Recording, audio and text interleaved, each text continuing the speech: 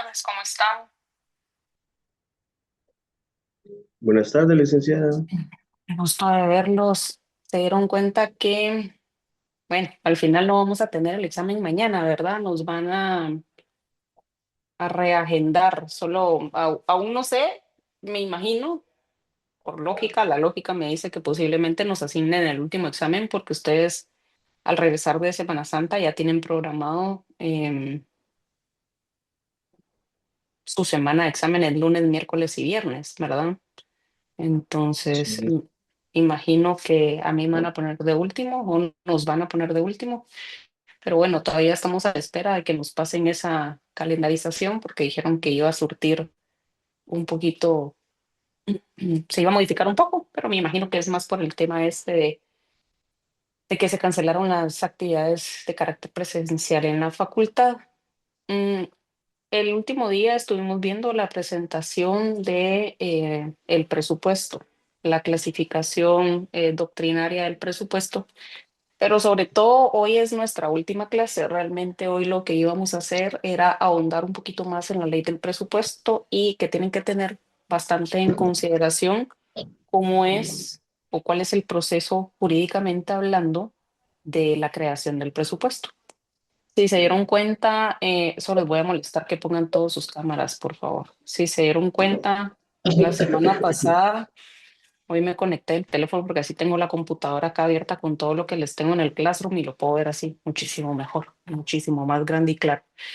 Em, si se fijaron la semana pasada en la presentación del presupuesto, nosotros abordamos un poquito cuáles eran esos pasos a seguir para la creación del presupuesto, pero esos pasos a seguir de manera doctrinaria, ¿verdad? Que era el control, la ejecución, la planificación, ¿verdad? De manera doctrinaria. Ahora,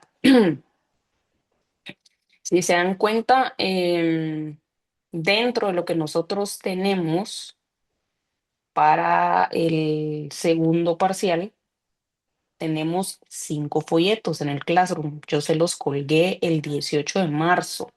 Ahí está el mensaje, lo estoy viendo acá el 18 de marzo. Y dentro de estos folletos, pues aparece lo relacionado con la actividad financiera del Estado, ¿verdad? Solo para que tengamos claro qué es lo que tenemos que estudiar, la actividad financiera del Estado. Y acá tenemos cuáles son los elementos de la actividad financiera, qué es la actividad financiera, quién tiene la competencia financiera. También vimos el tema de la competencia de carácter tributario, ¿verdad? Entonces, este folleto es, pues es bastante sencillo, es bastante genérico. Creo que también, bueno, sí, en el creo lo abordamos en una presentación donde hay aspectos bastantes generales del derecho financiero y cómo está aunado con las normas jurídicas, ¿verdad?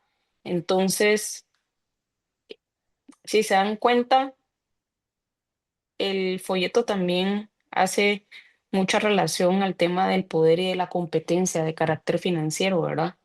Entonces, a la democracia, al poder reside en el pueblo y menciona también qué es el Estado autonómico, la autonomía y la solidaridad en relación al Estado, ¿verdad? Que ahí tenemos la separación de poderes y demás.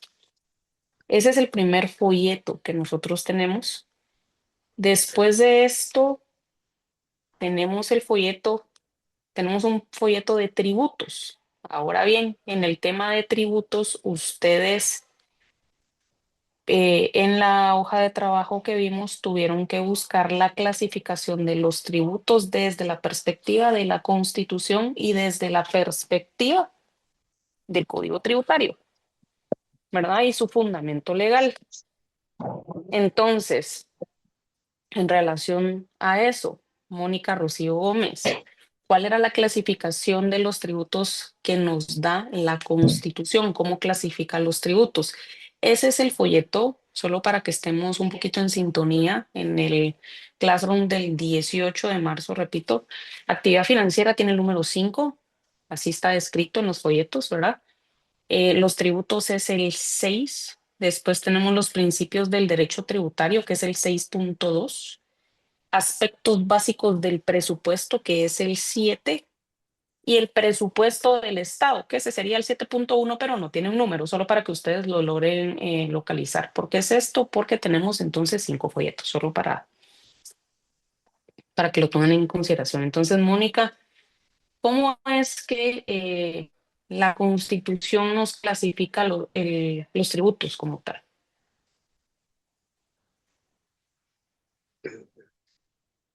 Ahorita se lo digo, solo lo estoy buscando en mi... Y recordemos que nosotros cuando comenzamos el contenido del segundo parcial mencionábamos algo bien importante. Yo les decía, en este segundo parcial vamos a ver uno de los elementos que tanto mencionábamos em, al inicio del curso, ¿verdad? Porque recuérdense que nosotros veíamos, bueno, el derecho financiero tiene tres grandes elementos: ingresos, egresos, gestión de recursos. Para el segundo parcial yo les dije, vamos a vamos a ahondar muchísimo en el tema de los ingresos, y los ingresos tienen un sinónimo que se denomina recursos, y los recursos, que son los ingresos, ya sea de carácter tributario o no tributario, ¿verdad? Y que había una clasificación según el manual de clasificación presupuestaria, una clasificación por su periodicidad, ¿verdad? Hay varias clasificaciones de los recursos o ingresos, utilizándolo como sinónimo, claro está. Y entonces entramos a ver el tema de que hay ingresos de carácter tributario, y es ahí donde viene la hoja de trabajo donde se menciona, bueno, ¿cuál es la clasificación de los tributos en la Constitución y cuál es la clasificación de los tributos en el Código Tributario, ¿verdad? Porque el tributo es esa exacción en dinero, ¿verdad? Que percibe el Estado a través de su competencia, pero de carácter tributario. Claro está, que viene a ser una de las clasificaciones o de los grandes continentes cuando vemos el mundo del derecho financiero, es el mundo del derecho tributario como tal, ¿verdad? Entonces, Mónica, a ver, cuéntenos. Según tengo anotados, son los directos e indirectos. Ajá. ¿Tiene el artículo de la Constitución? O Eh, sea, ¿tiene el fundamento legal? no lo apunté. Ahorita lo busco. ¿Alguien que lo tenga por ahí anotado?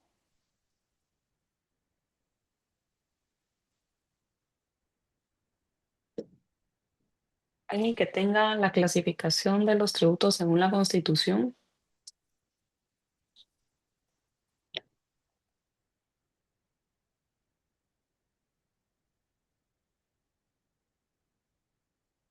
No puede ser, no hicieron la hoja. Qué Licenciada, locos. buenas Sí, tardes. buenas Yo tardes. tengo lo que son los impuestos, los arbitrios, las contribuciones especiales, las contribuciones por mejoras. El fundamento es el artículo 10 del Código Tributario y los No, artículos no, no. 200. ¿No son eso? Vámonos a la Constitución, Ah, ok. Y fundamento. también de la Constitución tengo los fundamentos, ahorita le digo, doscientos treinta y Ajá. nueve y 243. Ahí está la clasificación de los tributos. Esos son los que yo había apuntado, licenciada. Pero ¿usted lo buscó o se lo pasaron? Le pregunto porque si usted lo buscó y lo leyó, yo acepto la respuesta. Sí, licenciada, Pero la que sí, sí. hicimos en clase. Ujú, ujú. Entonces veamos la clasificación constitucional, aparte la del Código Tributario.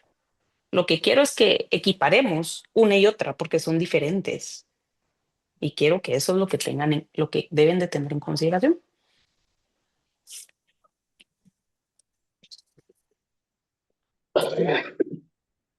Por eso, ¿cuál es la Licenciada, clase? disculpe, ¿sería tan amable de repetir los artículos de la Constitución? Porque yo sí no los encontré.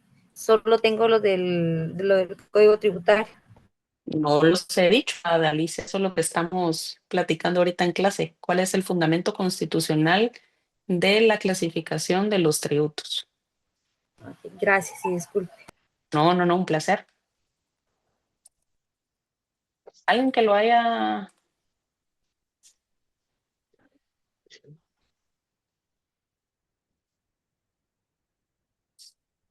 alguien que tenga la clasificación.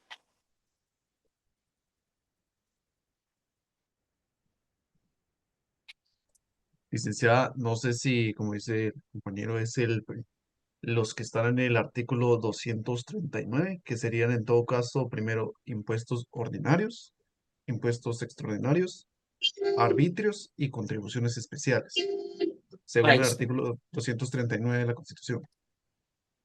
Ahí estamos, perfecto. Ahora bien, versus la clasificación del artículo 10 del Código Tributario. ¿En qué varía la clasificación constitucional? Hay algo que no se incluye.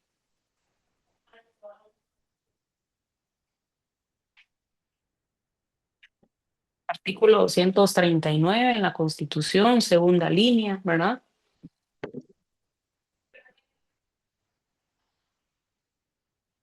No sé si tuvieron, como que me queda bastante duda si lo hicieron realmente, fíjense ustedes. Licenciada, el que no se Ajá, menciona en la Constitución y que está en el Código Tributario son las contribuciones por mejoras del ajá, artículo 10. Ajá. ok. Y en la Constitución menciona arbitrios y en el Código Tributario tasas, ¿verdad? Ojo, porque bien importante, ¿verdad? Porque la clasificación del Código Tributario es en el artículo 10 y en el artículo 9 nos menciona que es el tributo en el Código Tributario.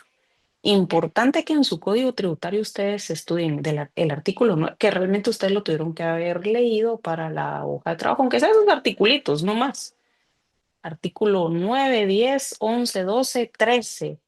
Porque el 11 explica el impuesto, el 12 explica las tasas y el 13, si no estoy mal, no tengo a la vista el código tributario, pero me lo sé de memoria, las contribuciones especiales y contribuciones por mejoras. Explica dos en uno, ¿verdad? Ese artículo, si lo queremos ver desde ese punto de vista, pero una y otra son diferentes. Ahora, la Constitución no nos incluye las contribuciones por mejoras, ¿verdad? Entonces, ese tema está también bueno, no va a estar de manera literal porque la doctrina viene de otro país, pero ese tema se ve mucho en el folleto que les pasé que se denomina tributos. ¿Qué son los tributos? Si se dan cuenta, el tributo es el género. Cuando nosotros mencionamos que el boleto de ornato es un impuesto, que lo que pagamos por alcantarillado es un impuesto, que la contribución por mejora es un impuesto, porque cuando nosotros hacemos relación a qué impuestos hay en Guatemala, entonces a todo le denominamos impuestos. Si se dan cuenta, el género como tal es tributo, ¿verdad? Y el tributo tiene diferentes clasificaciones, dentro de ellas el impuesto. Y cada una, claro está, pues eso lo pueden ver artículo 11, 12, 13, tiene su particularidad, ¿verdad?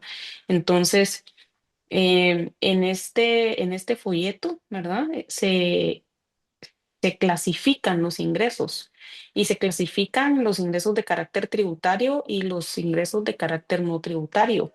Los impuestos directos, porque entonces es ahí donde el folleto hace relación con la Constitución y su clasificación, ¿verdad? Porque los ordinarios y los extraordinarios también los menciona, ¿verdad?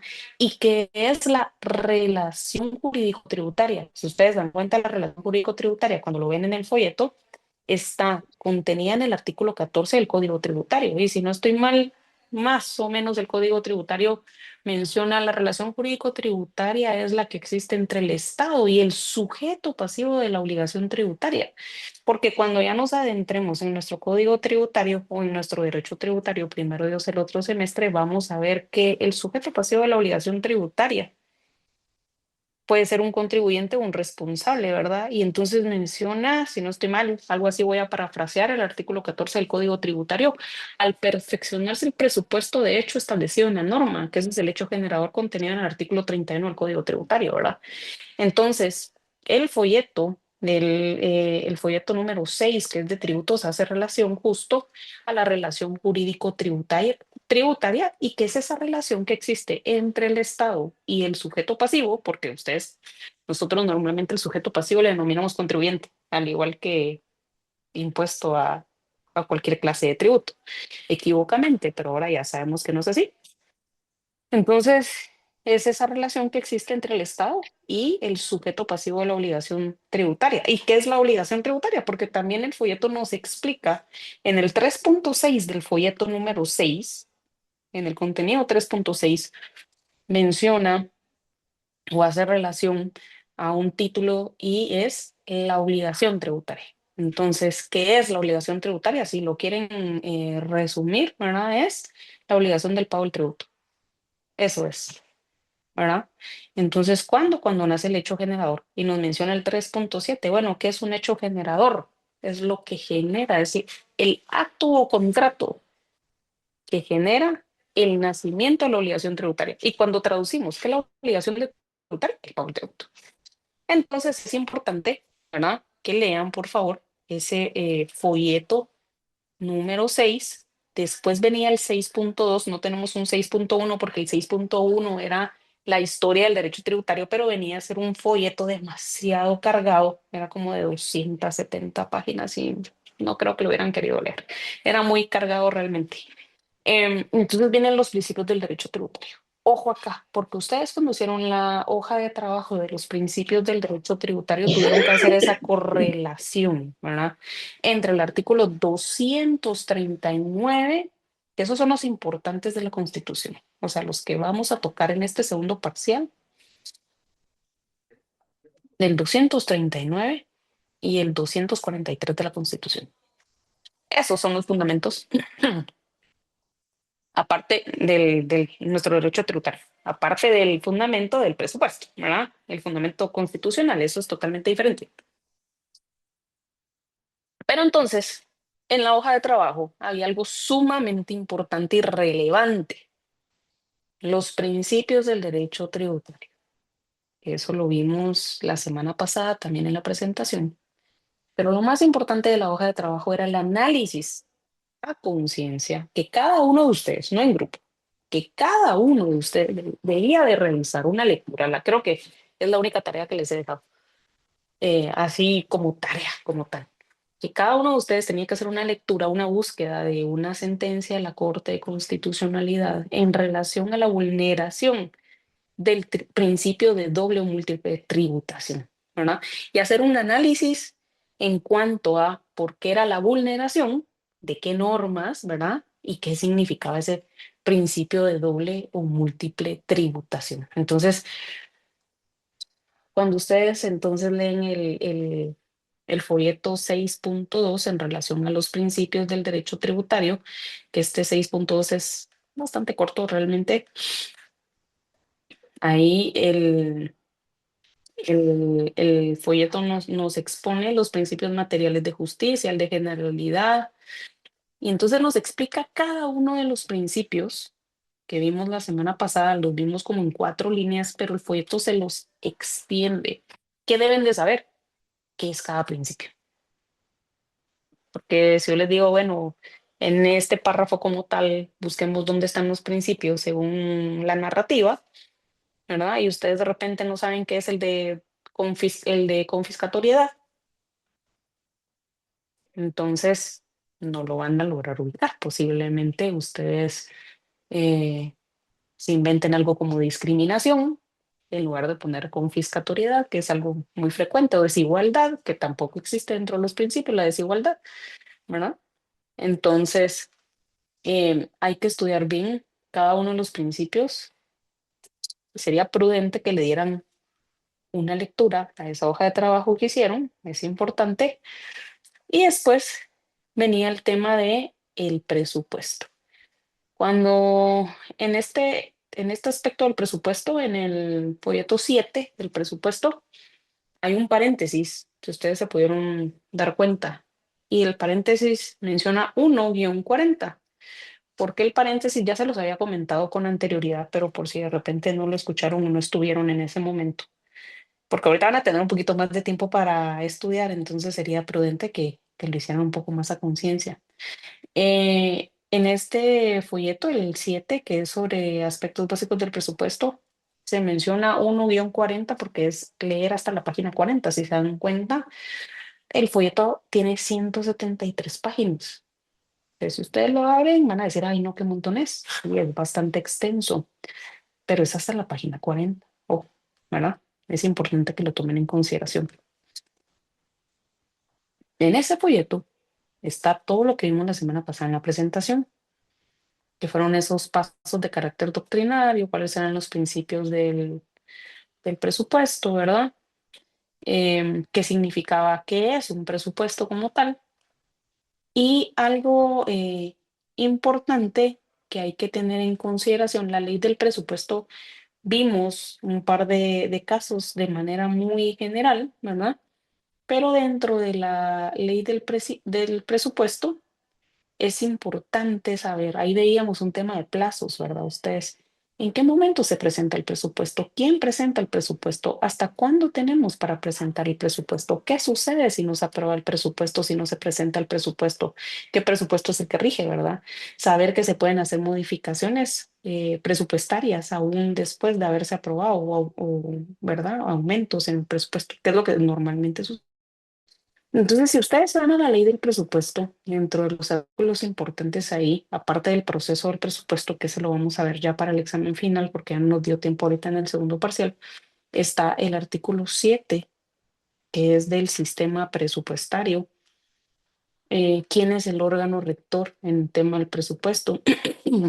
El 11 y el 12. ¿Por qué el 11 y el 12? Porque aquí viene a ser una súper relación a lo que nosotros hemos visto, los elementos del derecho financiero, ¿verdad? Em, la continuidad, que es el artículo 15, el control y la fiscalización, quién tiene el control y quién tiene la fiscalización, que eso estaba en una de las preguntas que yo les hice en la hoja de trabajo, ¿verdad? Y después, ¿cómo se estructura esa ley del presupuesto? Si se dan cuenta, la ley del presupuesto se estructura en tres títulos. El título 1 que es ingresos, el título 2 que es egresos y el título 3 que son esas disposiciones generales. De ahí, del artículo 21 en adelante está en cuáles son esos pasos del proceso del presupuesto. Ahora, dentro de los pasos, yo les recomendaría, o por lo menos lo que vamos a abarcar para el segundo parcial, son los plazos. No es tanto el proceso, sino los plazos, ¿verdad? En qué momento se presenta, qué sucede si no se presenta, quién lo presenta, o sea, la autoridad encargada de cada uno de los plazos, si lo queremos ver así, aprobación, presentación, ¿verdad? Pero no ese esquema, porque si ustedes pudieron leer el presupuesto, se aprueba como una ley de carácter ordinario, lo aprueba el Congreso de la República. Eso quiere decir que tiene que seguir los pasos, ¿verdad? La aprobación de una ley de carácter ordinario. Solo que tiene sus particularidades, por eso es que lo vamos a ver para el examen final, para verlo un poquito más a detalle, ¿verdad? Em, y eso sería el contenido del segundo parcial.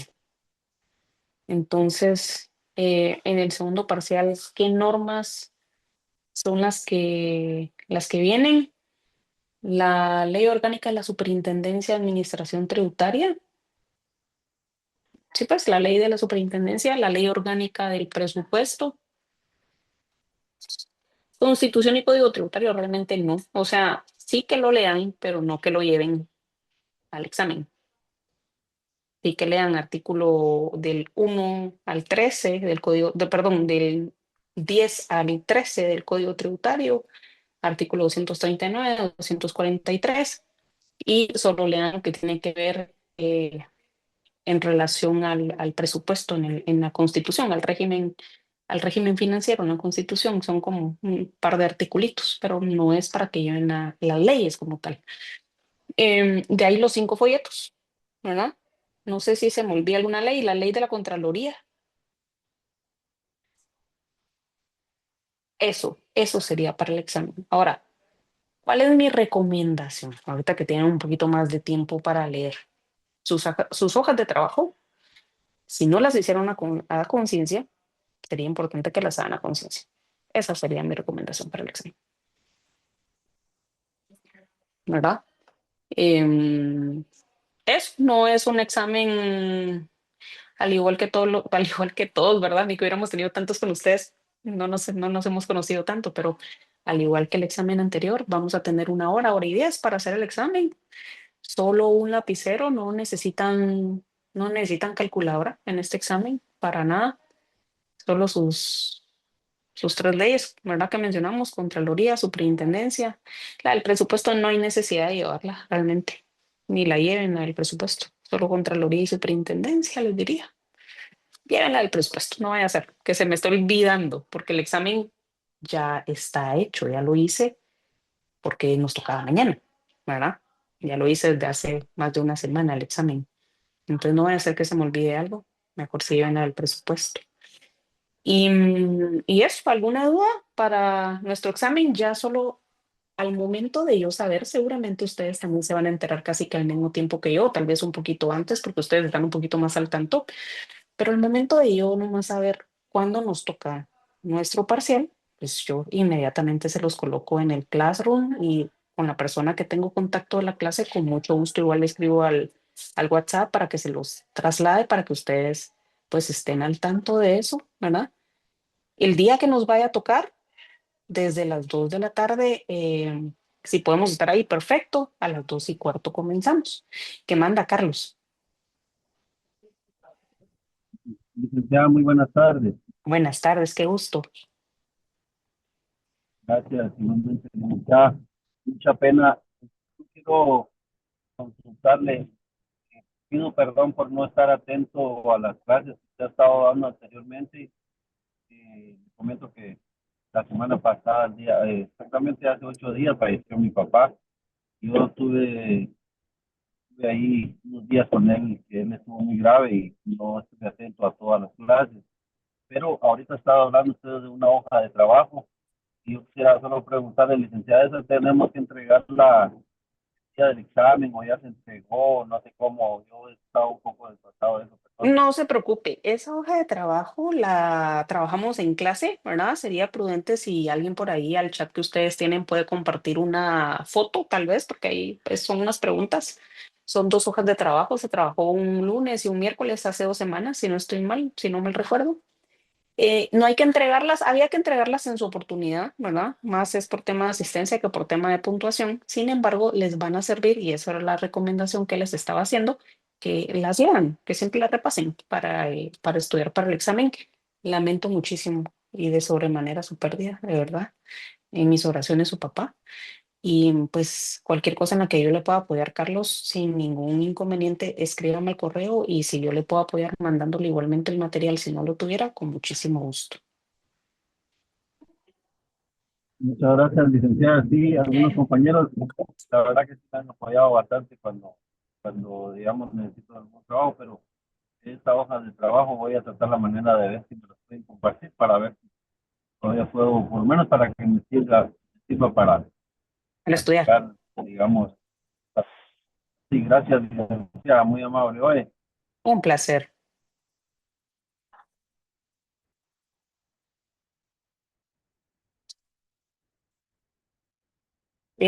¿Alguna otra duda, chicos? Entonces, nos vemos el día del examen, seguramente, ¿verdad? Ya no nos vamos a ver antes. Que tengan un merecido y bendecido descanso. Y, y bueno, que Dios les bendiga. Nos vemos pronto, primero Dios. Que pasen una feliz tarde. Cualquier cosa, pues ahí estoy siempre en el correo electrónico sin ningún inconveniente. Un placer verlo siempre. Licenciada. Gracias, buenas tardes, licenciada. Feliz licenciada. tarde. Feliz tarde, chicos. Sí.